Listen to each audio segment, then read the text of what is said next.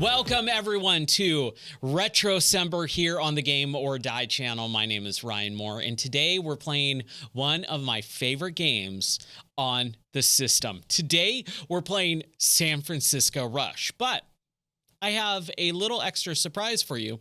Today, we're not just playing San Francisco Rush because that game was really fun. And on the 64, I think it's the best one.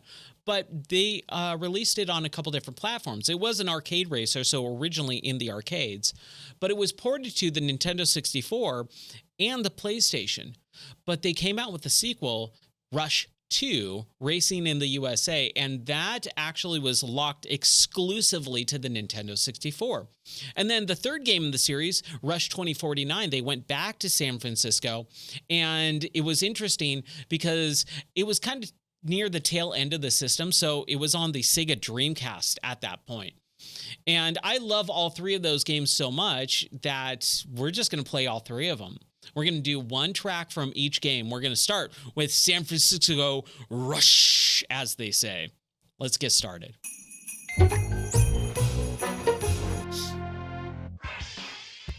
I love that rush. All right, so we're just going to start with one track from each game, and this is, like I said, an arcade racer. So we're going to start with track 2, and there's a couple different cars that you can choose from. I always loved having the BMW. That was like always my favorite car in this game because it controls extremely well, but it does not have a good top speed. And I always wanted one as a kid. I thought a BMW looked super cool, and my parents were like, "You're crazy, we're never buying you a BMW." They never did, by the way. And then you get a bunch of other cars, and this game is extreme. It's actually San Francisco Rush Extreme Racing. But the Volkswagen bus always was cool to me too. But today we're gonna go with a Dodge Viper. Why? Because we just got a brand new puppy and we named her Viper. Not because of the car, but in, just the Christmas spirit, we're gonna play as the Dodge Viper because of my dog Viper. Now, we're going with my favorite color, purple. All right, here we go. So what was really cool about this game is it was an arcade racer, like I said. And what I mean by that is it's more concerned with checkpointing, fast speed, crazy physics, and just getting first place. That's your main goal. So what you want to do is just drive as fast as you humanly can to get first place. Do whatever you can. Play dirty, fight dirty, take shortcuts, cut corners, do whatever you can to get first place. And you can see the physics are a little bit off in this game. I'm not sure why they went with that, but oh man, it makes for such a better gameplay experience. So you can see the car kind of lifts up and it floats in the air. The physics are tweaked to not moon physics for sure, but definitely some sort of non-gravity or tweaked gravity. And I really like that about this game. It really does showcase like a fun version of racing. That's why I've always really liked it. Now, with this game, this was always really fun for me, and mostly because at this time, and I talked about it a few times on the channel before too, they would, all these games like had a San Francisco level. And I never really understood why when I was younger. It was just kind of a staple of video games. There was always San Francisco levels. San Francisco Rush is an entire game made in San Francisco, or it takes place in it. You would have like the Tony Hawk level where they have San Francisco as one of the main levels. All that type of stuff, and it was always really, really fun. Once I started getting a little bit older and understanding how things worked, I realized that, a lot of the development studios were in San Francisco, so they could kind of easily translate where they were working in real life to the video game. So that was always really cool. I liked that. Now, back when I was younger, I loved San Francisco. I was obsessed with the city. I wanted to live there. I got to go with my dad at least one time. We might have gone twice, I can't remember. but he did a work trip, and then we spent, you know, a day or two kind of traveling around after work and stuff, and did all the sightseeing. We even went to Alcatraz, which, oh my gosh, that was one of my favorite memories with my dad, is go to Alcatraz. But this game is so fun, and it kind of kicked off my love for San Francisco for a while. Not now. Oof, no, thank you. I do not want to go there anymore. But back in the day, man, this was pretty stinking cool. Now, what's really interesting about this game is it's not just a racing game. There's secrets and shortcuts all throughout the game, and you can kind of see, if you just go off the beaten path a little bit, you can really cut some major corners. And these are all by design, obviously. You know, they wouldn't have this ramp on a rooftop if it wasn't by design. And if you're careful, if you're good, if you manage your car correctly, you can really cut some big, massive corners off of racing and get first place. Now, this game is also kind of tough and kind of hard. If you don't take those shortcuts, it's really difficult to get first place. But if you do, you can see that it can shave off some really big amounts of time.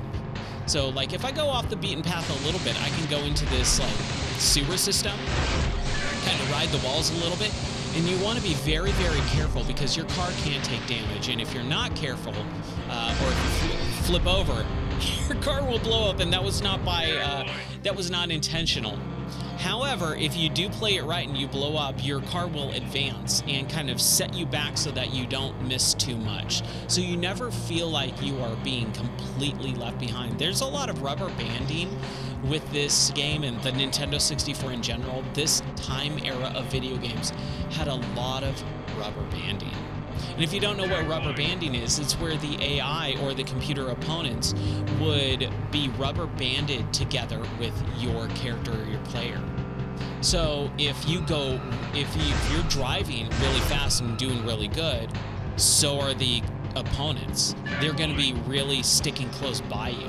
If you fall back and you like get last place and you're in last place, you are going to they will not, you know, just continue driving. It might seem like it, but the computer will pull back and really, really do a good job of, you know, kind of keeping it in balance, quote unquote. However, there was a lot of egregious rubber banding as well with a lot of midway games. And this is a midway game. That's why. There was a lot of times where you would, like in the NBA Jam series, you would be making three-pointers and you'd be getting ahead, and then the computer, fourth place, like I said, you know, not the best in the world, but you know what is the best? What's your name? Start with a C. Start with a G. Start with a Z. Nothing nasty now. What's your name? This song, this credits or high score song where you enter in your name, always stuck with me as a kid. I was like, this is so weird. This makes no sense. This doesn't have the same tone as anything else in the entire game. So crazy and weird. Hey, I got third place though. Not too shabby. And I got fourth on that. Okay. Well, what we're gonna do is we are going to now play San Francisco Rush 2, or actually they kind of took out San Francisco and just did Rush 2, but I'll explain that as we go. So let's take it. All right, so we are here on Rush 2, and look at the graphics. They're so much better and crisper and cleaner. They really amped up this game. So this is the second game in the series, and this is exclusive to the Nintendo 64. It never went anywhere else. And what they did with this, instead of just being in San Francisco, they upped the ante and went to the entire U.S. Rush 2. So they dropped the San Francisco from the title and just titled it Rush 2.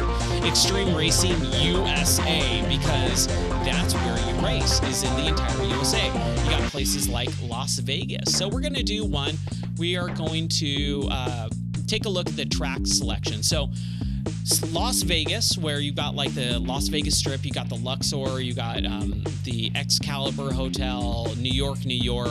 Can't remember what the pirate ship one was, or the Volcano Circus. The Space Needle, right? And then I don't know what the Lion and Guitar are. The Hard Rock Cafe, I guess. Then you have New York downtown. So they split New York into two parts, downtown and something else. Then Hawaii, which is super cool. I like the Hawaii level. New York uptown, so uptown and downtown.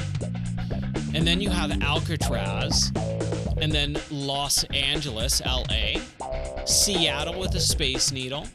And then they had these really cool stunt courses. They had the half pipe course, the crash course, and then my personal favorite, the stunt course. This is where I spent hundreds of hours playing this stunt course. It's just designed to do stunts in this game. And that's kind of one of the things that a lot of people liked about Rush 1 was the physics allowed you to kind of flip your cars and do all these fun stunts because of the lowered gravity and unrealistic physics. So they just designed an entire course that you just drive around in whatever order. It's open world-ish.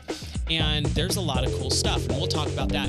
But for the sake of today's episode, we are going to stick with Alcatraz. Number one, because I just told the story about how my dad and I visited Alcatraz, and that's like one of my core memories as a kid. I loved going there. I was obsessed with San Francisco and Alcatraz, so doing the whole tour of it was super cool.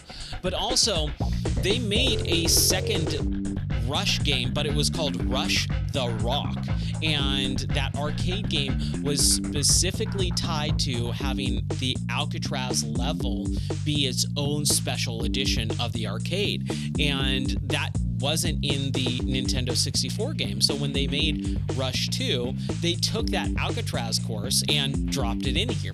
And you can see it's got some loops and corkscrews and stuff, so we're going to be playing that.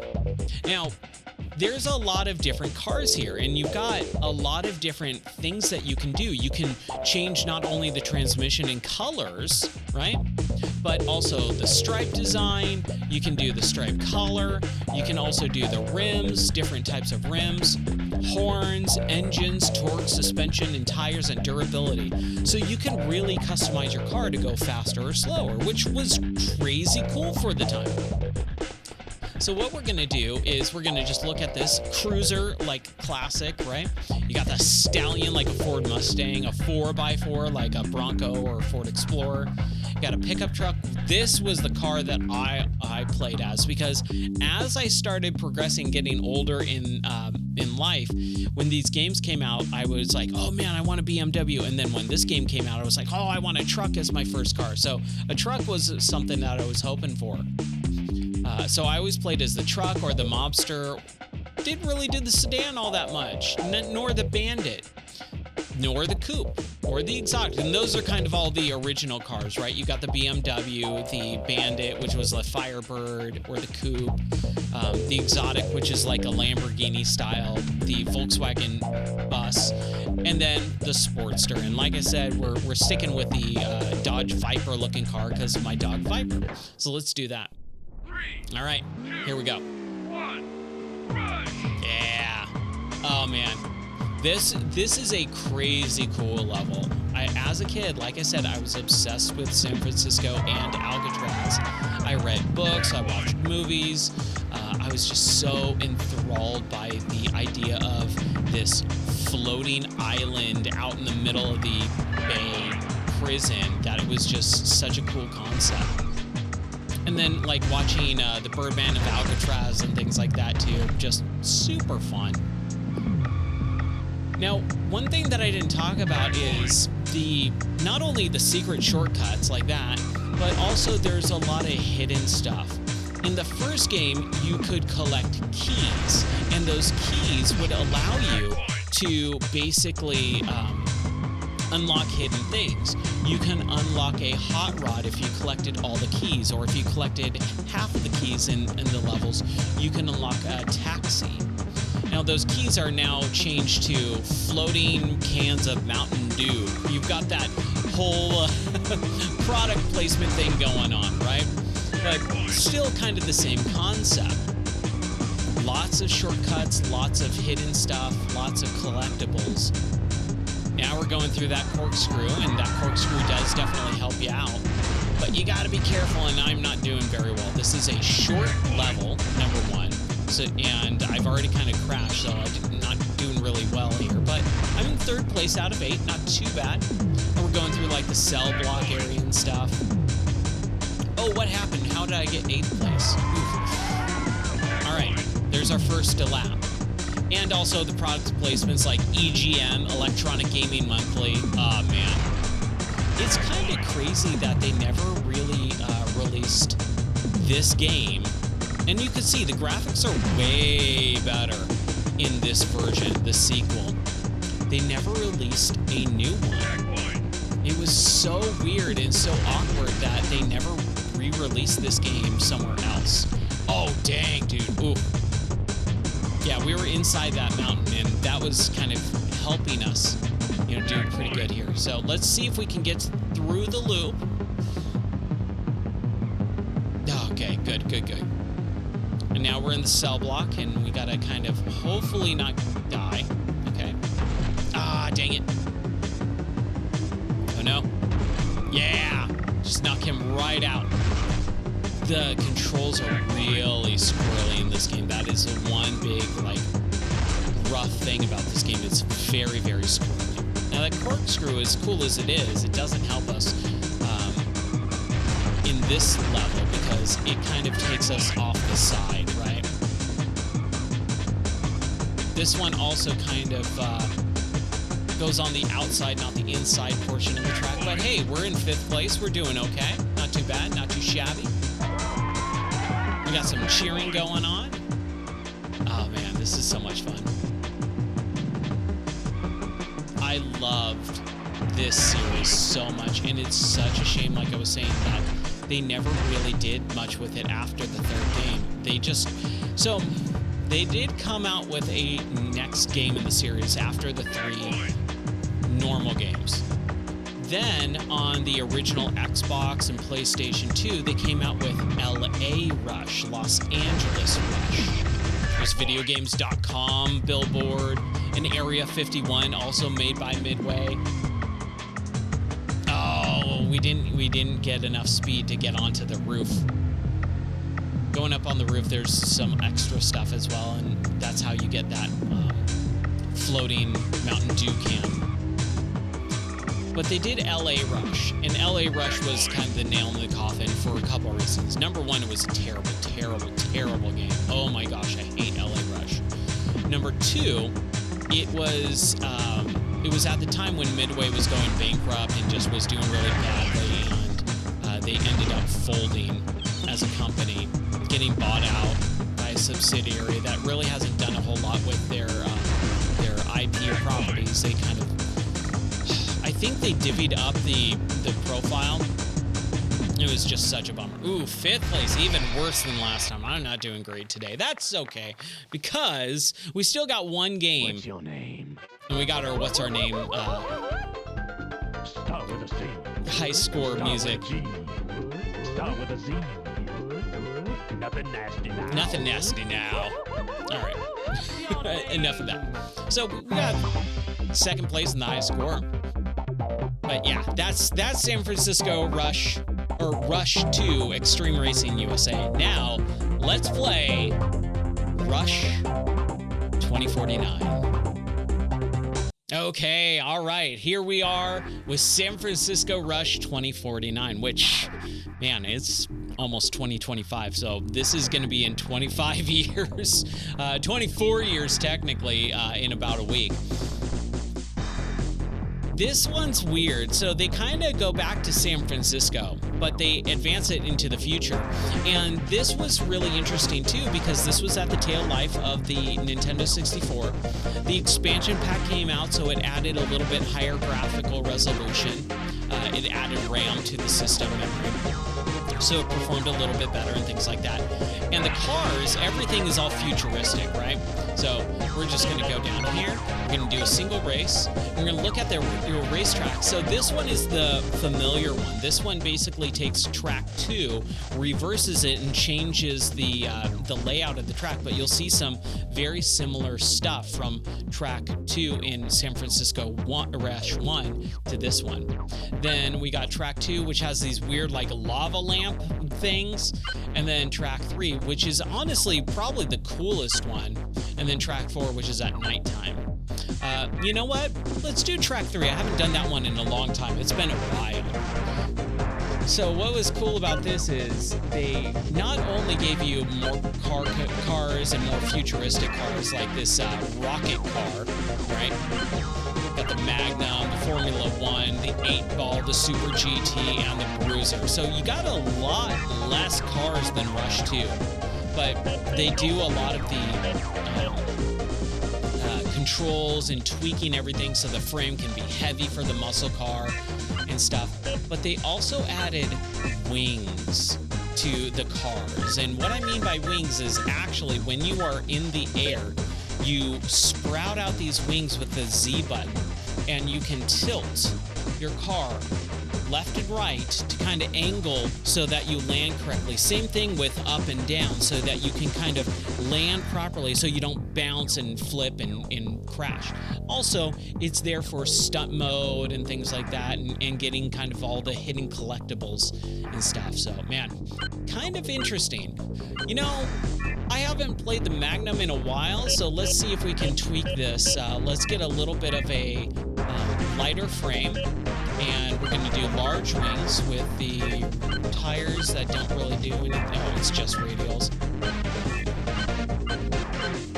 Engine's not really doing anything. Handling, let's have good handling. Automatic control.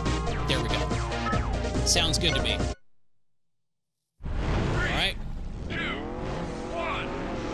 Okay, so again, it looks a little bit shinier and glossier, higher resolution on the car models and things like that. They don't dip into those low frame rate models until way down the line.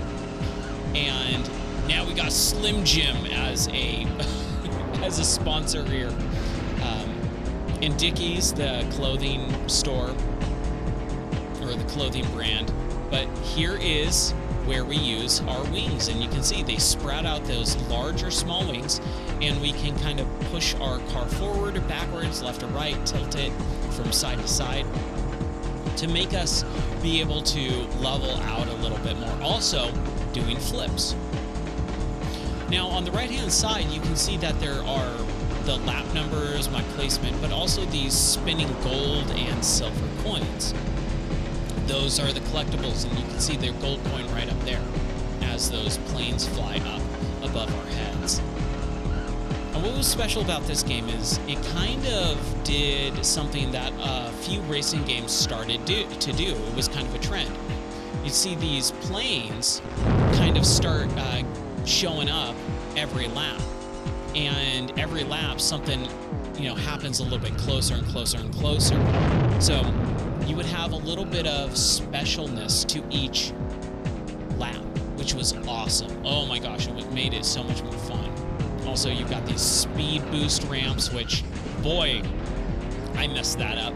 Wow. Oh gosh. Not doing good here.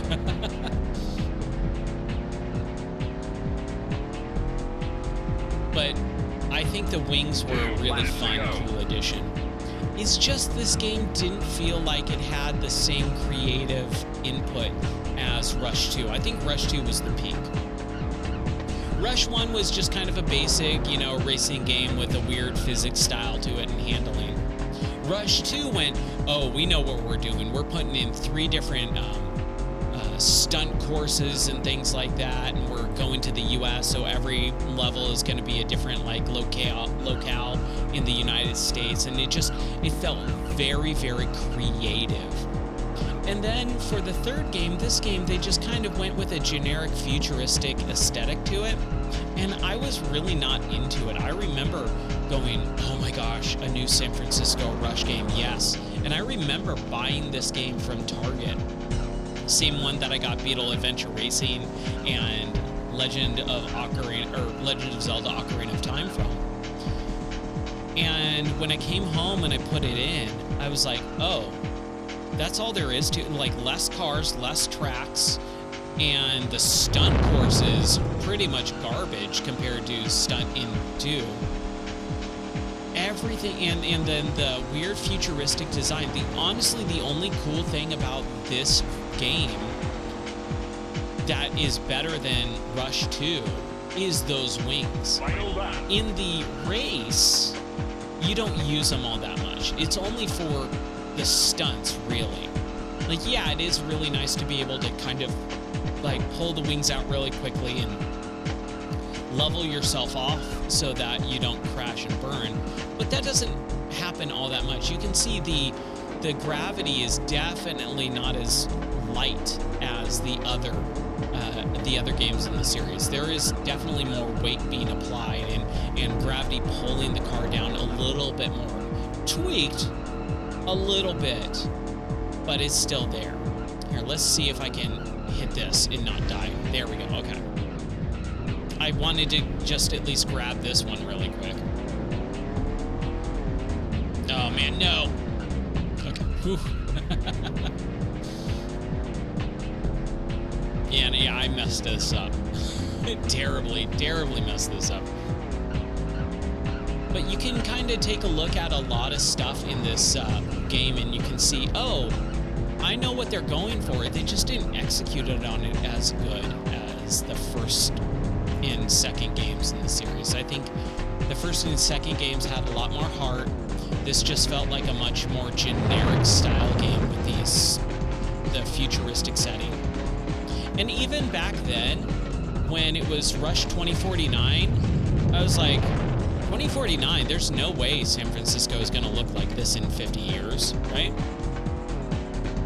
So it felt like they should have pushed it, and it should have been San Francisco Rush 30, 50, 49, like 49. Why 49? Oh, because of the 49ers, right? Yeah. Okay, well, and then we don't even get our high score, what's your name song. You just get this generic, like, techno. We got Pony Boy, though, so Pony Boy is third place. Anyways, that's going to do it for today's RetroCember. I hope you had a fun time taking a look at the Rush series. I know this is 3 different games that I'm covering today, but hey, it's RetroCember. It's my thing. I can do what I want with it, right? And it's something that I think a lot of people know San Francisco Rush because it was a big arcade game back then. And with, Rush 2049, you did get the Dreamcast version, and it is like one of the staples of the Dreamcast library because it's so small, just like the Nintendo 64. But no one talks about Rush 2, and Rush 2 was always my favorite. So I'm glad I was able to showcase that, even though we did the Alcatraz level, which is honestly one of the less interesting levels in Rush 2. Obviously, the stunt track is the best. Go check it out if you haven't. It's awesome. Also, make sure you join the Discord. If you join the Discord and you're a brand new member, I will give you a free game for the rest of the month in December. So if you join in December, I'm just going to toss you a free game key because, hey, it's still Christmas, and I love giving away free stuff to people. It's just one of my fun things that I like doing. Also, drop a comment in the channel, and I'll be more than happy to send you off any free games. Just trying to make sure that everyone has an awesome time here on the channel. It's one of my favorite things that I do. It's my hobby. It's my main hobby is playing video games and sharing video games with people, whether that's video content or actually giving out free games like a video game Santa, if you will. Anyways, that's going to do it for today's episode of RetroCember. Stay tuned for the rest of the month as we got some more fun games to cover on the Nintendo 64 this year. Until then, take care, God bless, and have a Merry Christmas and a Happy New Year. Bye.